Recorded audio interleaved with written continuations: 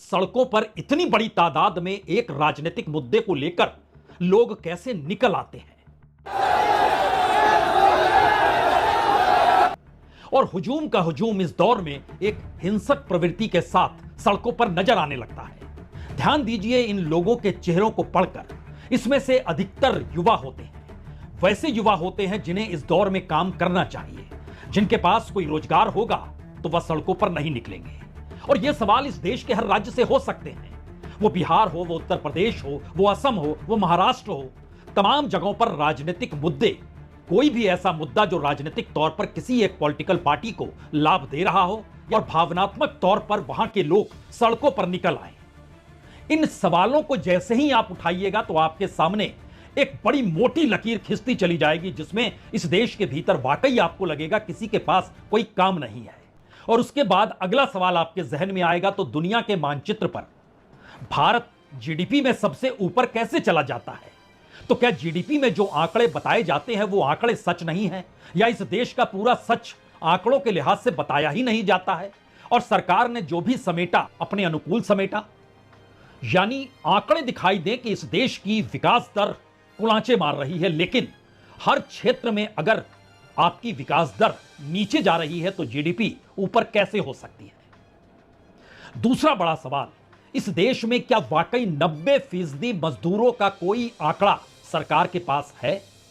सरकार के पास जो आंकड़े हैं जो उसने पार्लियामेंट में रखे हैं, वह इस देश में असंगठित क्षेत्र में काम करने वाले कुल मजदूरों की संख्या के आधे से भी कम है। यानी तो जीडीपी का अनऑर्गेनाइज सेक्टर को लेकर भी जो आंकड़ा दिया जाता है वह भी एक झटके में 50% यूं ही बढ़ा दिया गया।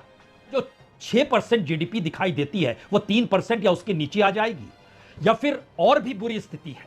और यह बुरी स्थिति जैसे ही आप बेस ईयर इस देश में 2013-14 को ही बना लीजिए, वैसे ही पता चलेगा आपकी जीडीपी 1 और 2% है। और हो सकता है अगर आप इस देश में जीडीपी की लकीर इस देश में 21वीं सदी से खींचना चाहें 2001 से, तो फिर भारत की जीडीपी माइनस में आ जाएगी, नेगेटिव में आ जाएगी। हम उन आंकड़ों को रखे, बताएं, समझाएं, उससे पहले बीजेपी ने बड़ी हिम्मत का काम किया, अपने एक नेता को भेज दिया, जाइए बताइए हमारी इकोनॉमी कितनी शानदार है। पहले उन्हीं की बात सुनी जाए। भारत देश जो दुनिया में सभी लोगों की नज़रों में है कि एक बहुत मजबूत अर्थव्यवस्था है, यहाँ की जो आज के परिप्रेक्ष्य में देखें तो एक ऐसा देश है जो मजबूती से खड़ा है, और मजबूती से खड़ा नहीं बल्कि तेजी से अर्थव्यवस्था यहाँ की ग्रो कर रही है।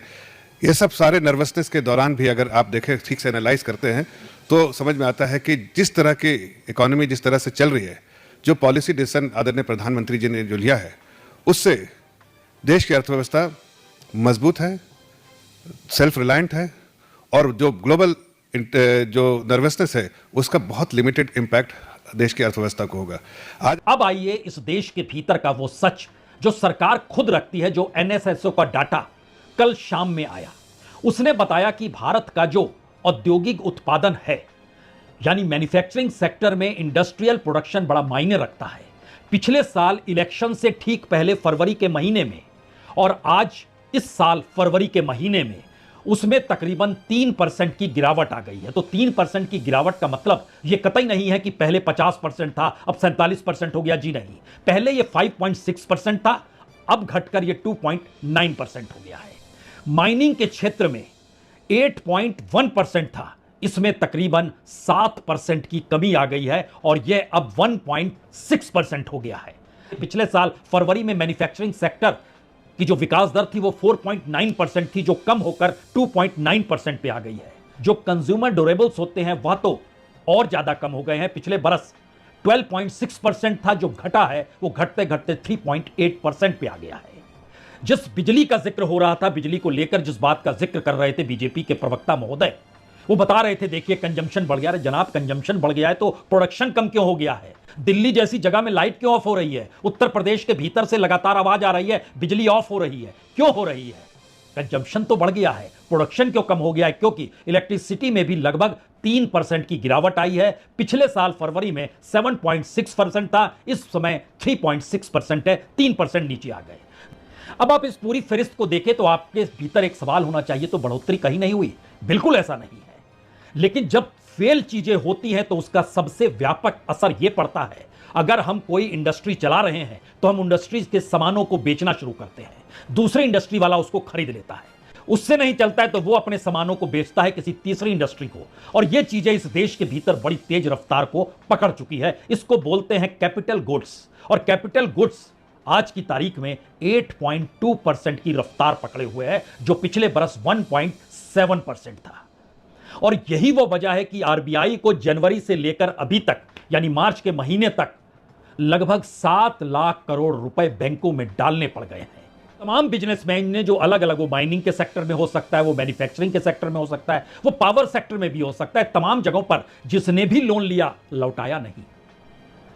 और आरबीआई को पहले बता देना होता है हफ्ते भर पहले कि हम अगले हफ्ते कितना पैसा डालने वाले हैं, तो आरबीआई ने जानकारी दी है कि हम अब जो है और पैसा डालेंगे और 17 अप्रैल को 40,000 करोड़ रुपए और डालेंगे। जनवरी से अभी तक लगभग 7 लाख करोड़ रुपए आरबीआई भी डाल चुका है। कैसे रखा जाए, क्योंकि म्यूचुअल फंड में निवेश करने वाले कम हो गए। जो म्यूचुअल फंड के तहत एसआईपी में जाते थे उसमें लगातार गिरावट आ रही है, डीमैट अकाउंट का खुलना बंद हो गया है, और जो बैंकों को पैसा चाहिए वो अब आरबीआई नोट छाप के बैंकों में पैसा पंप कर रहा है, यह बात सामने आ चुकी है। तो ऐसे में इस देश का आम व्यक्ति, इस देश का सामान्य व्यक्ति, इस देश का सामान्य लेबर, इस देश का मनरेगा का मजदूर या शहरी हिस्सों में काम करने वाला मजदूर, जो भी आप देख रहे हैं, जितनी बड़ी तादाद में कमोवेश हर शहर में कोई ना कोई एक ऐसा चौक होता है जहां पर मजदूर काम करते हैं। और उसका एक डाटा निकल कर आया कि मजदूर जो सुबह सवेरे, खासतौर से कंस्ट्रक्शन मजदूर होते हैं और उसको मजदूर चौक ही कहा जाता है, वहां पर जो लोग काम करने के लिए आते हैं, दिहाड़ी मिल जाए, उसमें एवरेज जो था पिछले बरस, उसमें तकरीबन 45% खाली लौट जाते थे। आज की तारीख में 72% खाली लौट जाते हैं। यह रफ्तार है काम ना मिलने की परिस्थितियों के बीच की। यह परिस्थिति है उस मिडिल क्लास और लोअर मिडिल क्लास की, जो सोचती रही पैसा जमा करें तो फिर आने वाले वक्त में वो लाभ देगा। अब और इंटरेस्ट रेट आपका बैंक के भीतर एफडी में भी 7.5% पार नहीं कर पा रहा है। तो महंगाई दर अलग है, इंटरेस्ट रेट अलग है, इन सब के बीच आपके सामने जो पूरा माहौल है उसका कच्चा चिट्ठा आपके सामने है। तो फिर कोई भी नेता सामने आएगा तो उसकी जुबान तो लड़खड़ाएगी जब सवाल इकोनॉमिक्स का होगा, जब सवाल इस देश की अर्थव्यवस्था का होगा। हुआ यही है, और इस संकट का जवाब दे पाने की स्थिति में कोई नहीं है, तो फिर देश के अलग अलग राज्यों की सड़कों पर उस गुस्से का इजहार, वो बंगाल भी हो सकता है, वो यूपी भी हो सकता है, वो महाराष्ट्र भी हो सकता है, वो असम भी हो सकता है, वो बिहार भी हो सकता है। तूफान आप देख रहे होंगे, ये और तेज होगा क्या? ये सवाल तो कोई भी पूछ सकता है, और इस देश के मीडिया को तो पूछना चाहिए तमाम आंकड़ों को रखकर। तो उसे आदेश किसने दे दिया? इन सब मुद्दों को मत उठाओ, सिर्फ लोगों के आक्रोश को देखो और जलती हुई परिस्थितियों को देखकर अपनी टीआरपी बढ़ाओ। यही सच है क्या? बहुत बहुत शुक्रिया, बहुत बहुत शुक्रिया।